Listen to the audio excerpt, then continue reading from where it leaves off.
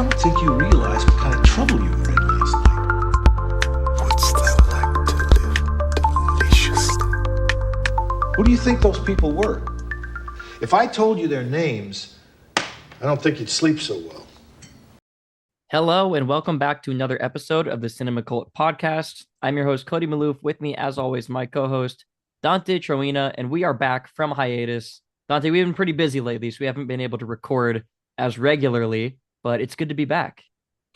We have been. I don't really know what you've been up to, but I actually stumbled across this tear in my house, and it led me to this room with no posters on the wall, nothing behind me. I've got a handheld camcorder right here, and so that's what I've been doing the last couple months. Yeah, you are reporting live from one of the Backrooms, it looks like. Yeah, pretty nice in here.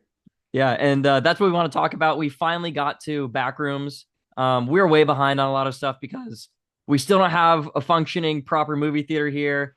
We just got Backrooms. Like, we were just able to watch it, last week is when we saw it, Dante? Yeah.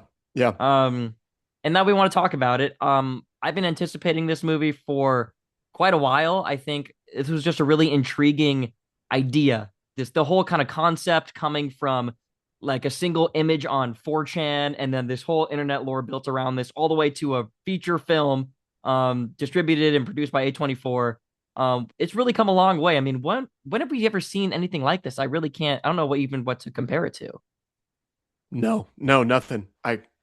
Nothing in my head that comes from a single picture on a 4chan thread. That's for damn sure. But let's just go like first thoughts on the movie. I think we should talk about the movie itself before I think we go backwards and talk about how we kind of led up to this point. What were your first reactions, or what do you want to say about the movie? How did you feel about it in general? Well, so I went in knowing not much about this theory other than like it is the Backrooms and it is this mysterious place that people go to, and it was just kind of opening to me. Like I didn't know what really to expect. I saw a little bit of the trailers, but I tried to kind of stay away because I think part of the fun about the Backrooms is the mystery, and still the mystery that I have taken away from it. But just really impressive work by Kane Parsons, like really cool atmosphere. I was looking up during the movie that he actually made the score as well, which I thought was really impressive. Just really cool, different stuff. We'll talk more about like the new wave of film that's kind of coming in here. But just fresh, like different, something I haven't thought about or seen before. And that's just always, I think, what you and I both like. Yeah, I mean, I think that's kind of why I was drawn to it, because it is completely, like you said, fresh. Like, we have not really seen anything like this. You know, it's very unique. And I think the movie pretty much lived up to kind of the expectations I had for the Backrooms movie. Yeah. Definitely light on plot. I mean, if you're like a big, like Roger Ebert, big plot guy, right? He used to love, when the movie had like a really strong plot and sense of direction. This movie does not have that. I do wonder what Roger Ebert would have thought of Backrooms, but that's besides the point. I really liked kind of the atmosphere of it. I think it really works the best when we are in the Backrooms. It's also, I think, that's what we're there for. Exactly. That's what we're there for, is to get creeped out in these like weird liminal spaces where there might be some like weird monsters or entities or things going on. I think that's really when the movie is working the best. When Chiwetel Ejiofor's character, Clark, he's our main character, when he is just kind of getting lost in the Backrooms, like that scene when he first clips through the wall and goes into the Backrooms, and he starts like just kind of exploring, and like immediately, right. I think we're both just sitting there thinking like, dude, what are you doing? Like, you're going to get lost so fast. Like, what the hell is wrong with you? That's, I think, where it really works on like a horror level of this is completely unknown space. You have no idea what's out there. It's super just like creepy, just in its own right. So uncomfortable. And, yeah. It's just, we were uncomfortable, I think, the whole time, which is by design. So I think effectively, it worked really well on us with its kind of the mood it was trying to conjure. It's that classic horror trope where it's like, dude, don't do that. Don't make that. Don't go in there. Don't do that turn. But you're also, because you're interested in the space, the whole time you're like, hey, but go there. I kind of want to see it, as the audience member too. And just a neat trick that the movie plays on you, where you don't want to see anything that's happening, but you are curious about this place because it's so shrouded in mystery, even from the first frames with the handheld footage, where you're just trying to figure out what's going on and kind of crack the code to what's happening in the back rooms. And the movie leaves us with that same intrigue. it doesn't, answer a lot of the questions throughout the movie. We don't really know why it's formed, what's going on, any sort of lore history to the area. It's just a space that we're trying to navigate with our main character, which I think is a really fun plot choice. Yeah, I was kind of I'm glad that it didn't rely too heavily on the lore because there is a ton of Yeah. lore out there about the Backrooms. It's a whole thing on the internet, on Reddit, and everywhere else. I mean, there are kind of two lanes to the Backrooms lore. You have like just the side of the internet that is just like kind of willy nilly, and people, it's like open to anyone's interpretation. So I think there's a ton of stuff that random and all different sorts of people have just created lore about the Backrooms, and then you have the Kane Parsons lane where he has taken the Backrooms and done something specific with it and kind of created his own lore for it. And I think that's a bit more streamlined. That's the kind of stuff I think maybe we would call the like official Backrooms lore now. I mean, he is the Sure. like the Backrooms guy, so I think whatever he says kind of goes at this He point. directed the damn movie. Yeah. Right. And he also have done he's been making backroom stuff since I think 2019 or 2020 2022 I think was the first short he put out on YouTube for the original like the backroom short, and then he did a whole YouTube series on it, which I want to talk about. But I did just really like the fact that it wasn't super lore focused. There were hints to like a wider world out there and more lore that I think we are definitely will get at some point, whether in a sequel or Kane has also talked about wanting to create a TV show out of this, which I think is really smart. But I was just glad that we didn't get too bogged down in the lore and it was more about the atmosphere and the creepiness and kind of the unknown. I think that's better than trying to over explain a lot of stuff or just overload people with a ton of info that they might not be ready for.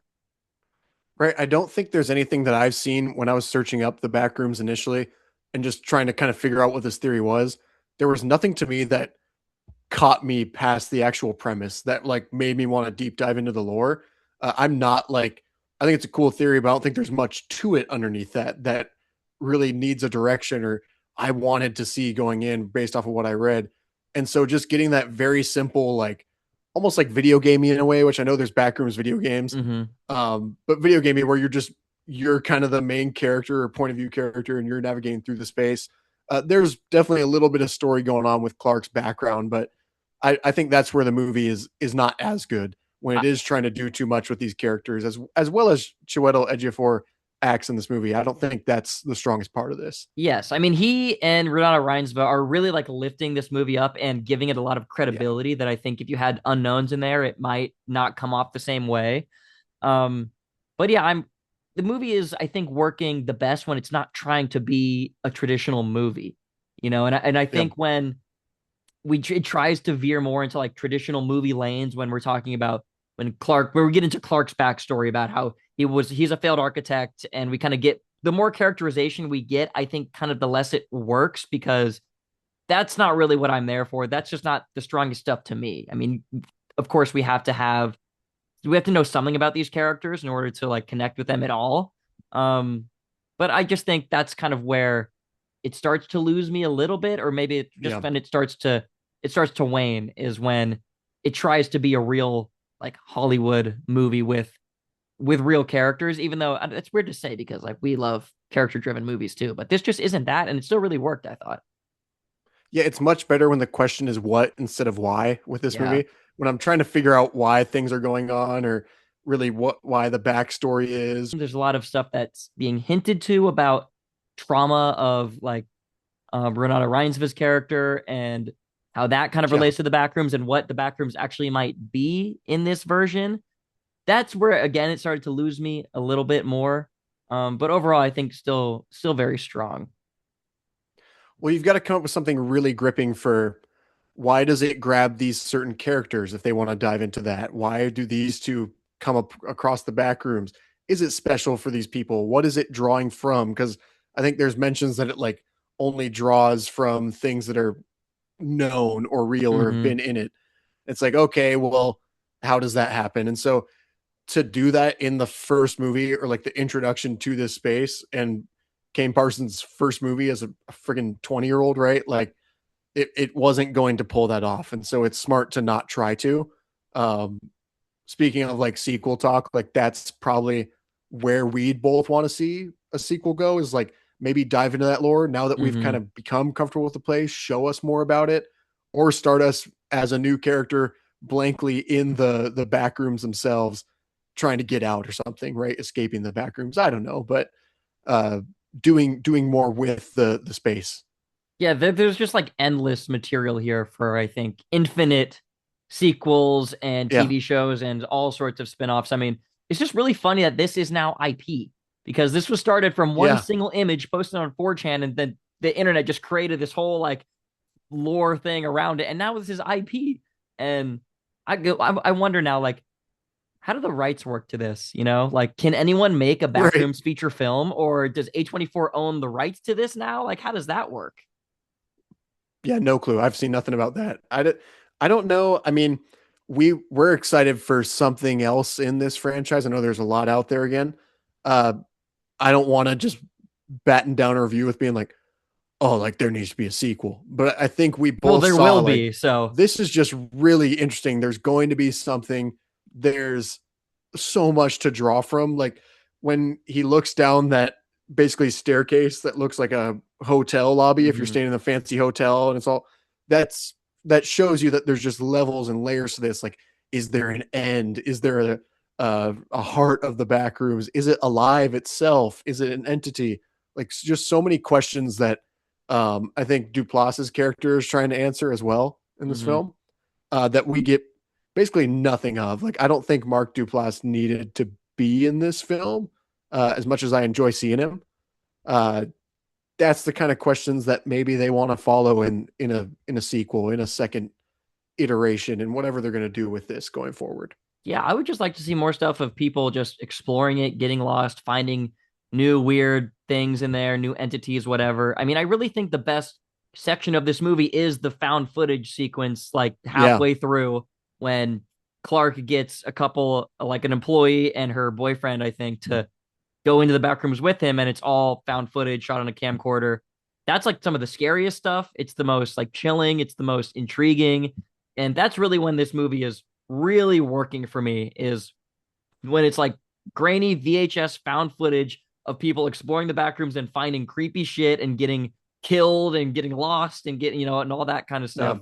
Um, that's really, I think, when this movie hits its stride, and it kind of falters here and there, but overall, very, very solid debut for Kane Parsons and for the Backrooms in like large scale entertainment media. I think it's funny that so many people, I think, have just become aware of this. I mean, I was like Yeah, tangentially aware of the idea, the concept of the right. Backrooms, but we are like on the internet all the time, and this, I think, was just not all the way up our alley. And I think No, now it really is. Now I'm really interested in this stuff. I have only right. seen the first YouTube video, like the original Backrooms video that Kane made in 2022, and now I kind of want to go watch his whole web series on it. To make an original video in 2022 and have a movie out by 2026 is insane. Like, there's no Yeah, other way to put it. That is unprecedented levels of just ascension. And so that's probably part of why it wasn't up our alley, is that it is like new. it's It's fairly new. so Yeah, new, not just the fact of like the young director coming in with a concept or this or that. It's just the fact that this is a very early internet theory that I'm sure. Can you imagine the amount of lore that's going to be written about this in the next year, just hmm, because of people who saw the movie and people who joined the community and deep dive into it? And it's only going to grow, and it is, like we said, like it is an endless hole or loop. And I'd want to challenge somebody to write like reasons behind what it's doing. It would have to be really good, but I think somebody can really do it and deep dive into it and make a great story out of it. well, we're gonna see a ton of different stuff. I mean, I think this is a good Yeah, segue into. I mean, this movie's fucking going gangbusters. This is by far the highest grossing A24 movie of all time. It destroyed. I mean, Marty. It's funny because Marty Supreme became the highest grossing A24 movie after Timothy Chalamet going on a fucking world tour and going as hard as he possibly could to promote that movie. yeah, And Kane Parsons took a giant shit on him and it beat him in 10 days with an internet movie. It's crazy with two stars, but none with the juice that Chalamet has right now. I mean, that was we talked about Marty Supreme. I mean, just Josh Safdie and Chalamet and Kane Parsons, and they got beat by a 20-year-old YouTuber in 10 days. right. It's crazy, and it beat. Civil War was the highest grossing for an opening weekend. They had Civil War did 25 million in its opening weekend a couple years ago. Backrooms did 81.4 million domestically in its opening weekend, and it's at I think 180 million worldwide now gross. Crazy stuff. So we will definitely be Yeah. seeing multiple sequels. I think TV series are definitely in the works too.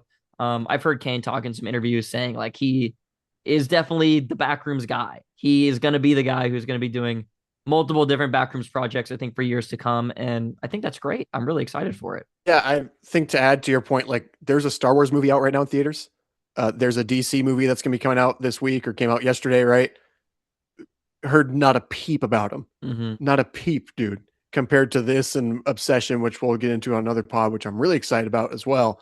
But two independent YouTube films are just beating the hell out of the biggest franchises on earth, Crazy. supposedly, right now.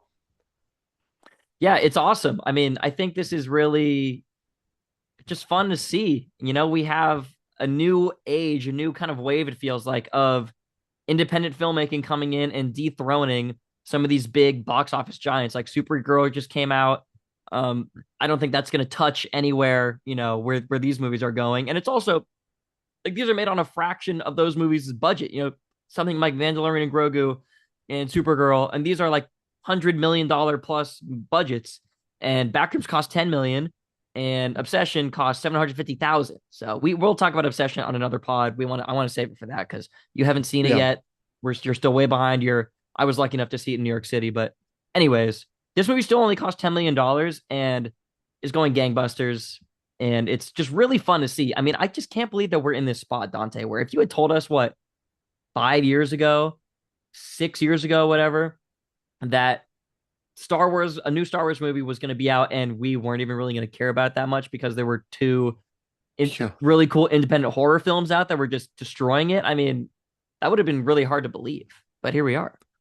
Well, even if you had told me that after me being disappointed in Rise of Skywalker, or even if you had told me that after like Talk to Me in 2023, which is kind of like the first to me of these independent YouTube movies, maybe even getting into last year with Superman, if you told me like this summer you're going to be more enamored in these two indie horror movies than you are in the blockbusters that are coming out, I wouldn't have believed you. So I can shrink that timeline for you even. Like it's still just weird. Feels like a simulation. This internet era it's upon us, dude. YouTuber films makes a lot of sense to me. This will be the next wave from Hollywood because YouTube is just huge and like continues to grow. I think it's one of the most accessible platforms in the world. It's a wave that's like dark, detached. It's really horror focused. I don't think there's like a YouTuber movie that hasn't been about horror, hasn't been on this like lower budget side. Like it's all been these dark movies that are trying to like escape or understand and accept reality, which is extremely timely and different. And it'll be interesting to look back, like how long this phase goes, how long it continues on, what it is when we look back on it. Cause I think we're right in the start of it. I don't think we're in the middle or towards the end. I think this is the launching pad for it. Really this summer has been. It does feel like the start of something. And I wonder what the next one is going to be. We were talking before we started recording about It Ends, which we talked about 6 months ago now. Finally, it got picked up by Neon over the winter and is now slated for a theatrical release in August. That is obviously coming off of the massive success of Backrooms and Obsession. Do you think It Ends is going to be the next line in that, then the next one to pop off in this small independent horror wave from like these relatively unknown filmmakers? I mean, I hope it happens. It deserves to be, as far as like we both watched the movie and really enjoyed it, dude. Yeah. And it's right up the alley of what this YouTuber film horror wave has been. It's directly in the middle of that alley, and it was made before these films as well, which I think gives it a little more credibility and just allows it to blow up a little more. So I think we're both hoping for that because we both really enjoyed having Mitchell on the pod, but I think we're also hoping for that because we just want more good movies to be seen and recognition, and to just ride this wave into what should be a really fun era of filmmaking. Yeah, I mean, this is stuff that's right up our alley, I think, in multiple different respects. We like horror movies, but we both really like independent stuff that feels fresh and new, and from people that we don't have a lot of experience with yet, the people that are just starting off. That's a lot of fun for me to see new voices like really be given a big stage like on a global scale, on at least a nationwide scale, the global scale in both these cases, um, to like go out and say something and like kind of buck the system a little bit. I just wonder. I mean, what do you think, Dante? What lessons is Hollywood going to take from this, from Backrooms specifically? Because that's what we're talking about right now. So, what lessons is Hollywood going to take from this? Is it we need to like look for the next undiscovered person who has a unique point of view on something, or is it That sounds Backrooms, about right. Yeah. or is it Backrooms 2, 3, 4, 5 in the TV series, and like just how can we franchise this? I think we probably know what actually is going to happen, but I don't know. What do you think? A little bit of both. I hope it lets them take more bets on undiscovered talents and younger talents too, because well, like why the fuck not? There's just so much upside at this point that is why not do it? Like you said, like just the margin of net profit that's going to come from these films is absurd, like unheard of. And so that's what I'd hope. I'm sure it'll be franchising a lot of this stuff and trying to continue it on in whatever fashion. But I hope they don't see it as just a backrooms thing or just a like flash in the pan with obsession. I Mm-hmm. hope they really see it as a calling from audiences for more unique stories told by young filmmakers with like a wave behind them already. I think it's really fun that like it reminds me of Weapons was a little bit different, ended up being a lot bigger, I'd say, towards the end of last year. Okay. Weapons was a little bit different, ended up being a lot bigger towards the end of last year, but Weapons had this story behind it going into it and was like in that indie horror lane. And so Mm-hmm. getting people to buy in throughout the marketing is going to be really important going forward. And I hope they see that like small marketing or just good trailers, good word of mouth, getting around the internet can be a fun way and cool way to get your fans involved in film. Yeah, exactly. I just think Weapons is kind of fun to talk about in this. It doesn't feel exactly the same. Weapons felt like it was had a lot more promotion behind it and was like a lot Yeah. bigger, I guess, but it didn't cost that much more. I can't off the top of my head remember what the budget for Weapons is, but I think that is kind of like a middle ground between something like really small budget like this. Yeah. It's funny to call it $10 million small budget, but it is, and something like Four Quadrant, Mandalorian, and Grogu, that sort of thing. Yeah, these are the kinds of movies we want, and it kind of I don't quite understand why Hollywood doesn't try to do this. Like, it seems like every studio wants to make four quadrant movies that are going to cost a couple $100 million and potentially could make a billion or 2 billion. But like, why would you not? You could have one Mandalorian Grogu, or you could fund 15, Right. Backrooms or Obsessions or something like that, like unique visions with small budgets that really have a chance to pop off. And horror is really the space, I think, where that kind of indie spirit really shines nowadays. Is I think there's a huge audience for horror. People really go out to see this kind of stuff, and it doesn't have to be a big family event that you're going to try to get everyone in the world to go see.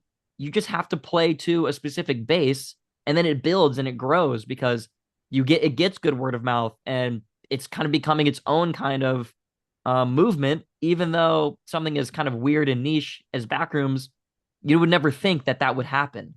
But if you make a cool movie that people haven't seen before and people are interested in, people are going to go see it, I think. I mean, it's hard to generalize, but Right. that's the lesson Right. I'm taking from this, anyways. Well, it's just Hollywood needs to understand it has so many more corners than it thinks it does and has so many more fans. And you have this like letterbox wave and people like us that start podcasts just because we like movies. And I don't care if we get 30 viewers or a million viewers, because to me, I just want to talk with my friend about movies I like. Mm-hmm. And it's just, you have so much more than blockbusters and you have so many more things to explore. It can be actor driven like Chalamet with Marty Supreme. It can be movement driven like Backrooms and like Weapons kind of is with a marketing and movement, or it can just be like, fuck, it's a good story. And I didn't go into this movie for Chiwetel Ejiofor or Hannah Heinzva, even though I like them both, but I came out cool. That was a cool cherry topper to have those two in that movie because I was just interested in the feeling or the atmosphere and like just don't punt on things that are original or different. You don't have to force it either, like The Rock does in like Smashing Machine or something, where it's like you do all these blockbusters and as an actor you go back into a small film just to say you're in a small film. But you can do it naturally and do it without making it feel forced, because I would really hate for the next wave of this to be Hollywood like really forcing it Yeah. and being like, okay, we got, I don't know, Brad Pitt for this really small budget movie, and it's gonna, or Tom Cruise or someone, and I it's would gonna actually be. love to see that. I would love to see both of I those would guys do too, some small, right? indie stuff. Those are That would two be of our really cool. guys. Yeah, Um, and that's why I think Backrooms is really unique in this case, because Obsession is complete unknowns, right? No one knew any of these people before. Now it's obviously yeah, blown way up. Um, but Backrooms, we have two major stars leading this movie. I mean, not two yeah. like mega stars, but Chiwetel Ejiofor, very well known. He's been in the These Marvel are universe. two award-winning Right. actors. He's very well renowned, and Renata Reinsva too isn't the same, I think, class as Chiwetel Ejiofor. I think Yeah, maybe just he so has well respected. maybe a bit more star power, maybe a bit more juice than her, because she's a bit more, I think, European. I want to say. I don't know if that's quite right to say, but yeah, it's. I'm glad that they're here, but I think the movie does need them in a way that Obsession Oh yeah, didn't need any stars. I feel like Backrooms kind of did need two renowned actors to kind of lift the movie up a little bit, yeah. I'm glad they're there, because they do some heavy lifting. I think they make up for some lack of story and characterization because they're such great performers, and we just are kind of instantly on board with them from the moment the movie starts. Yeah, and it's, I feel like we've talked about in the last year like very recycled actors, and getting these actors who are good actors, but they're very recycled. They're in a lot of movies. You know exactly who I'm talking about, right? And that's not hating on them, but it's like it's cool to see these two because they're not recycled, they're not overused, they're not like spread thin. So I don't view, even though 12 Years a Slave, like goddamn, that's one of the best performances in movies. I don't view Ejiofor as one character, Right. right? And so seeing him in this, I can believe it. I don't view Hinata Heinze as her character in Sentimental Value or Worst Person in the World or whatever, because even though she's a great actor, she hasn't been around long enough to be like, if I saw Zendaya in this, it would be Zendaya. If I saw The Rock in this, it would be The Rock. If I saw Tom Holland, it would be Tom Holland. Yeah, well, that's why. Yeah, these So guys did you get me are. there? Sorry. I got you. Um, yeah, that's what these guys are, like the middle ground, right? They're not so big that their persona like weighs the movie down because you're just thinking it's them the whole time, but they're big enough to where you feel like you're in good hands, and you feel Yeah. it feels credible. I want to talk a little bit more. I think a good way to wrap up maybe is to talk. I just want to talk a bit more about Kane Parsons, like just awesome. Like he is so Yeah. locked in on this movie. You feel like you're really in good hands with him too. He feels very assured in his direction. He feels like he knows exactly what he wants, and because he does, he has tons of experience with the Backrooms. He's been doing this for since 2022, making YouTube shorts, and he feels like he fully understands this world, and he really knew how to translate it into a feature film. And obviously, he got a lot of help. There are multiple Yeah. producers on this movie, like Osgood Perkins. I think Mark Duplass also is a producer here. Yeah. There are some, bigger names behind the scenes that I think are guiding Kane and helping him in certain areas, and like helping him kind of shape the narrative and how he's going to tell the story. But if you listen to him in interviews, I mean, he sounds it's like so mature and wise for Yeah. his Beyond age. his years. Yeah. And that's really impressive, and it's really fun to see, and it's like really inspiring, the fact that he's able to turn this YouTube short filmmaking career into like a $10 million A24 movie that looks and feels really professional and really well made. And I just love it. I love to see it. Well, I was looking at like college football seasons coming up, and I'm a huge Oregon fan. I'm looking at our roster, and I'm like, holy smokes, all these guys are younger than me now. And now Mhm. we have directors like Kane Parsons who are younger than us. That is fucking crazy, because I didn't think I'd be saying that at 25, that we'd have like a solidified now one movie. He's solidified. Like whatever he's doing next, people are going to be there. Yeah. It's a very viral thing on the internet too. Like he's only 20 years old. Kane Mhm. Parsons is It's 20. He become a just bit of a turned joke 21, on I the think, internet. right? And so it's a real thing to me of like, holy smokes, that dude's younger than me and just did like what feels almost impossible to make a movie of this scale and to blow up like that. What so many directors strive to do, he just did it. Yeah. And that's what's going to be really cool about this era coming up, is I think you're just going to get a lot of fresh voices, in Hollywood. I'm really hoping for that. Hmm. Yeah, he's definitely someone we're gonna watch out for. I want to kind of go back into his YouTube catalog and become a bit more familiar with his work now. Yeah. And can't wait for whatever he does next. It's probably going to be something Backrooms related, whether it's the next movie or the TV show or whatever. But we will definitely be anticipating it. I think you could go give a little Palpatine quote and say, we will watch your career with great With interest." great interest. Yeah. Yeah. Yeah. I'd just be kind of curious with Kane. Like, I know you said he wants to be the backrooms guy, but what else is in the well? Does he have an original IP that he's dreaming up right now? Does he have something? We're putting so much expectations on a really young auteur now. Does he jump in? Does he have like a favorite franchise that influenced him? I'm sure and I think my biggest thing as a Silent Hill fan, this dude should direct a Silent Hill movie. And I hate to again like slap a franchise on him, but holy smokes, it's just like Kreger with Resident Evil. Kane Parsons just screams Silent Hill, like the melancholy and the lost feeling and the emptiness of life, the obsession and desire to go somewhere that you don't even know exists. And so that's where I put him right now, is like in that same hemisphere as Silent Hill. I think they really need to figure out how to launch that campaign. Yeah, I think that's a good place to leave it. We're really excited for whatever Kane does next. I agree. It would be cool to see him try to take on something else, but I think he has a lot more to say with the back room still. I think there's a lot more we're going to get from that, and I'm really looking forward to it. So whatever he does next, we will be there.